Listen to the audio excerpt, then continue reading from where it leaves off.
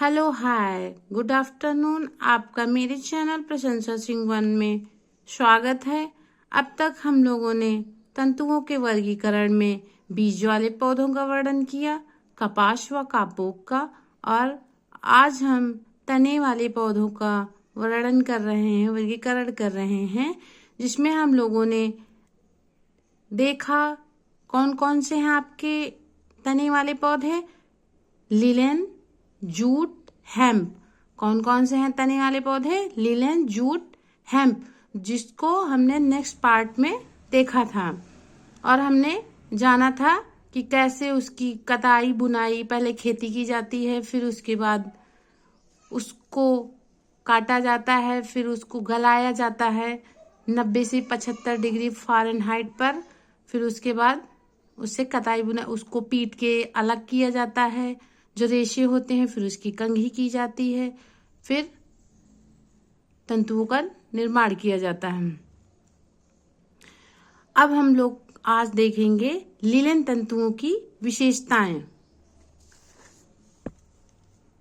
और लिलेन तंतु कहाँ से प्राप्त होता है? हमें फ्लाक्स के पौधे से। लिलेन तंतु कहाँ से प्राप्त होता है? फ्लाक्स के पौधे से।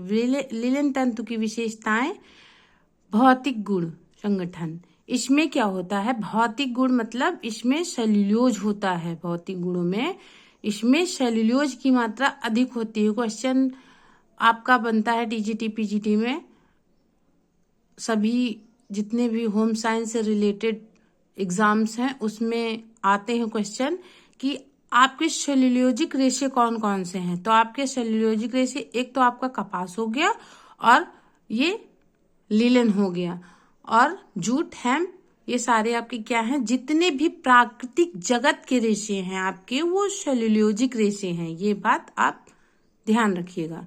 इसमें सेल्यूलोज मुख्य रूप से रहता है तथा कुछ मात्रा पैक्टिन की भी रहती है।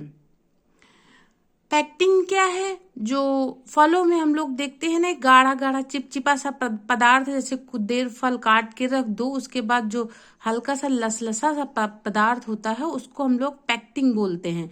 तो ये क्या होता है? इसमें लिलेन के जो पौधे में हल्की सी पैक्टिन की भी मात्रा होती है, और क्या होता है? सेल्यूलोज पाया जाता है। क्लियर? इसकी रचना कैसी होती है? अनुच्छेदी रचना। लिलेन का तंतु लंबाई के अनुपात में काटकर देखने से यह सीधा, आप जैसे कोई तना काटते हैं, तना ऐसे होता है ना, लंबाई के अनुपात में काटते हैं, अगर थोड़ा सा मोटा है तो वो क्या होता है? बेलन के आकार का दिखाई देता है। कैसा दिखाई देता है? बेलन के आकार का, तथा चमकदार दिखाई देता है। इसमें थोड़ी थोड़ी दूर पर गांठें रहती हैं। जो गांठें रहती हैं उसे क्या बोलते हैं? नोट्स बोलते हैं। और तने में रहती नहीं है, जैसे तना इकट्ठे तो ऐसे सीधा सीधा चिकना चिकना हो ही नहीं जाता, किसी भी पेड़ पौधे के जैसे देख लो। और ये तो फ्लाक्स का पौधा है, इसमें लिलेन हम लोगों को प्राप्त होता है, तो इसमें छोटी छोटी छोटी छोटी छोटी छोटी गांठें होती है ना, ये आप देख सकते हैं चित्र के माध्यम से।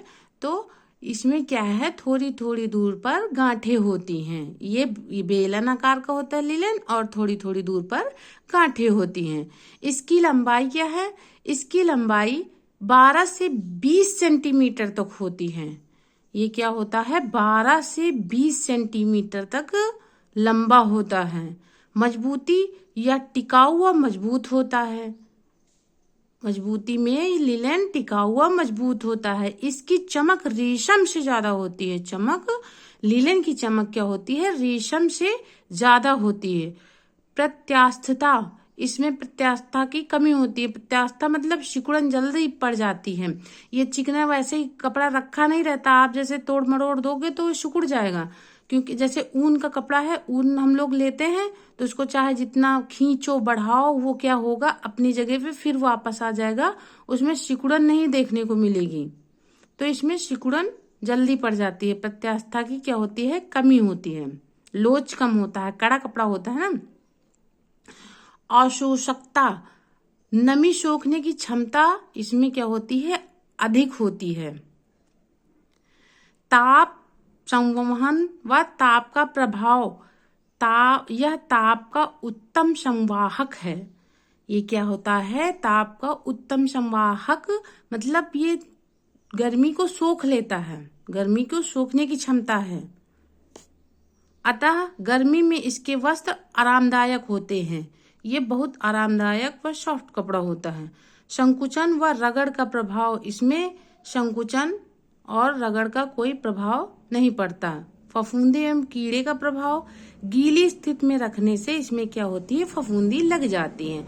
आपका क्वेश्चन भी पूछा जाता है कि कौन कौन से कपड़े में फफूंदी लग जाती है। पिछली बार पीजीटी में पूछा गया था कि कौन कौन से कपड़े में फफूंदी लग जाती है। उसमें ऑप्शन सूती वस्त्र, उसमें भी फफूंदी लग जाती है, और इसमें लिनन के तंतु में भी फफूंदी लग जाती है। कपड़े में फफूंदी लग जाती है। कीड़ों का लिनन पर कोई प्रभाव नहीं पड़ता, इसमें कीड़े नहीं लगते लिनन में। रासायनिक गुण, अम्ल का प्रभाव, अम्ल से लिनन के तंतु नष्ट हो जाते हैं। जैसे ज्यादा देर आप जैसे किसी अम्लीय पदार्थ लिक्विड में डाल देंगे इसको, तो क्या होगा, उसके तंतु धीरे धीरे नष्ट हो जाएंगे, टूट जाएंगे। ब्लीच का प्रभाव, अधिक सांद्र ब्लीच से लिनन के तंतु टूटने लगते हैं तथा वस्त्र फट जाते हैं। आप ब्लीच में, वो भी तो जैसे ब्लीच डाल दिया तो उसमें क्या हुआ, अधिक देर तक पड़ा रहा तो क्या होगा, इसके तंतु नष्ट हो जाएंगे। रंग का प्रभाव, इन पर रंग सरलता से नहीं चढ़ता। ये चिकने होते हैं ना, चिकने होते हैं, शाइनियर होते हैं, रेशम से ज्यादा इसमें चमक होती है, तो इसमें क्या होता है, लिनन का रंग का प्रभाव ज्यादा नहीं पड़ता। अतः लिनन को रंगने के लिए सबसे पहले ब्लीच किया जाता है। अब जैसे वस्त्र तैयार किया गया तो उसमें पहले साफ तो किया ही जाएगा ना। लिनन को रंगने के लिए क्या किया जाता है, ब्लीच का प्रयोग किया जाता है। ब्लीच डाल के जब उसको एकदम साफ कर लिया जाता है, उसका पीलापन हटा दिया जाता है, तो जिस रंग का बनाना होता है तो उस रंग का बनाया जा सकता है। और देखो, इसकी जैसे हम लोग तना काटते हैं, ये भी जान लो आप लोग, तना काटते हैं तो इसका ये क्या होता है, ये एक बंडल के समान होता है। तो जैसे ये हमारा तना हो गया, ये तो इसके जो बीज की संरचना है ये हमने बनाया है। इसके बीज की संरचना, ये बीच में लकड़ी होती है और ये क्या होती है, ये इसकी संरचना है अंदर की। और इसे क्या बोला जाता है, जो बाहर की परत है जिससे हम लोगों को तंतु प्राप्त होते हैं, उसे क्या बोला जाता है, एपिडर्मिस बोला जाता है। क्या बोला जाता है, क्वेश्चन भी आ सकता है। लिनन की तंतु की तने की बाहरी संरचना को क्या बोला जाता है, एपिडर्मिस बोला जाता है। आप लोगों को वीडियो अच्छी लगी हो तो कृपया लाइक शेयर सब्सक्राइब कीजिएगा। ये आप लोग